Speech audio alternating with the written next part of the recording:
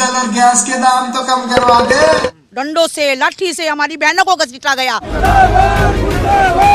मालगाड़ी का इंजन बेपटरी होकर पलट गया।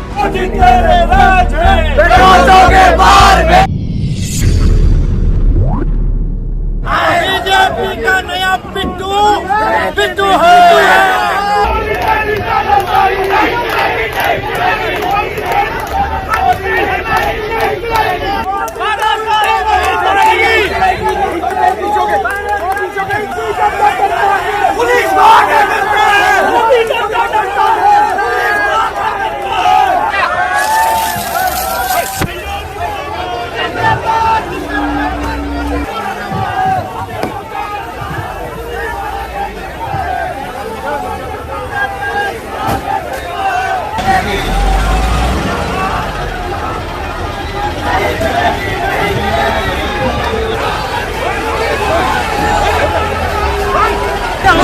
क्लियर हो गया। जो पूर्व प्रधानमंत्री शहीद हुआ है उनके बारे में बात करता है। जैसे आपने सिखाया था मैं वैसे ही कर रही हूँ। हाँ। भाइयों और बहनों, मैं सिरसा को सिंगापुर बना दूंगा। पहले गांव की सड़क तो पड़वा दे।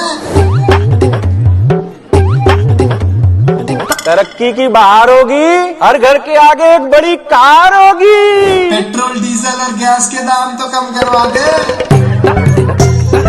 हरियाणा का किसान राजा होगा, राजा। राजा के ऊपर काला कानून ना लाता कोई। सही बात है। अरे भाई शांत हो जाओ, शांत। बार बार झूठे वादे, बस बहुत हुआ।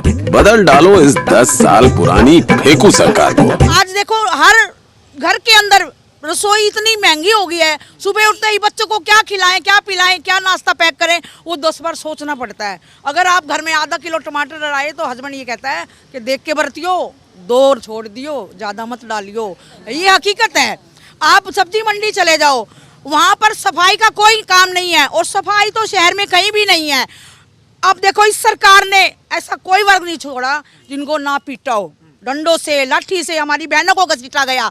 कर्मचारी है, व्यापारी है, कोई भी धरना प्रदर्शन का हर किसी का हक होता है अपनी बात रखने का, लेकिन उनको पीटा जाता है। वो ऐसे थोड़ा पीटा जाता है, कहीं ना कहीं से तो ऑर्डर हुए होंगे ना। तो भोली भाली जनता को चलो एक बार राज बदल दिया, 15 लाख दूंगा, 15 लाख खाते खुलवा दिए, कुछ भी नहीं है। सिलेंडर के भी दाम दुगने हो गए, कहाँ गए? विकास हो रहा है इस देश का, तो महंगाई तो बढ़ेगी थोड़ी। नहीं, वो देखो ठीक है, वो आपकी बात ठीक है, महंगाई बढ़ेगी, कुछ सीमाएं तो होती होंगी महंगाई की, पिटाई की, महंगाई की, बेरोजगारी की, महिला सुरक्षा की। किस किस चीज का नाम ले, अब तो इनका सुपना साफ होने वाला है। खट्टर साहब का क्या कैसा रहा? 9 साल क्या काम किया उन्होंने? खट्टर साहब ने क्या किया है? कुछ नहीं किया। कभी तो ये लोग मंगलसूत्र पे बात करते हैं, कभी खट्टर साहब किसी महिला का मजाक उड़ा देते हैं।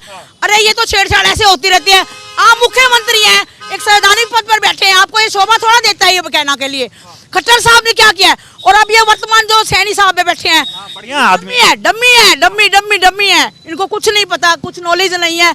अगर ऐसा बात होती तो जंतर मंतर पे एक बार मिल तो आते। खट्टर साहब, यहाँ हमारी महिलाओं को पीटा गया, इनके ऑफिस के आगे वो क्या था? कुछ भी इनके खिलाफ ऐसा होगा कि यहाँ से बीजेपी हमेशा के लिए साफ होगी। आपने ट्रक और कार को पलटते हुए तो अक्सर देखा होगा, पर क्या कभी ट्रेन का इंजन पलटते हुए देखा है? नहीं तो अब देख लीजिए। ये तस्वीर झारखंड के रांची से है। रांची से सटे मूरी स्टेशन के पास एक मालगाड़ी का इंजन बेपटरी होकर पलट गया। ये तस्वीर मोदी सरकार में बर्बाद हो चुके रेलवे का सबूत है। यही वजह है कि मात्र बीते 1 साल में रेल हादसों में 313 यात्रियों और 4 रेलवे कर्मचारियों की मौत हो चुकी है। इतना ही नहीं, मोदी 3.0 के मात्र 100 दिनों में 38 रेल हादसे हो चुके हैं, जिसमें 21 लोगों की जान जा चुकी है और 112 लोग घायल हो चुके हैं।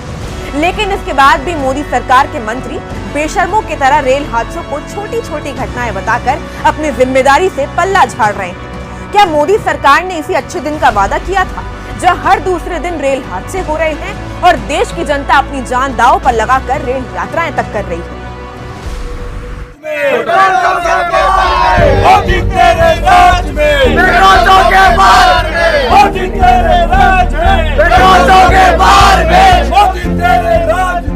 बहुत हुई महंगाई की मार, अब तो बस करो मोदी सरकार।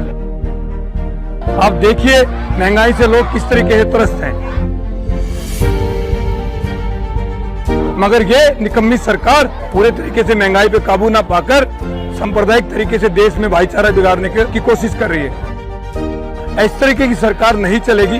देश सद्भावना से चलेगा, प्यार से चलेगा। उसी किसानों ने यार कितनी गोलियां मार रहे हो क्या ये 4 तस्वीरें गवाह हैं कि हरियाणा में बीजेपी की उल्टी गिनती शुरू हो गई है।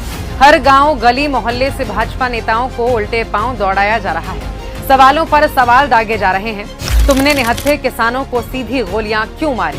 शुभकरण सिंह की हत्या क्यों की गई जबकि वो केवल एमएसपी की गारंटी मांग रहा था? 200 दिन से ज्यादा हो गए हैं किसान धरने पर बैठे हैं। आखिर उनकी बात क्यों नहीं सुनी जा रही?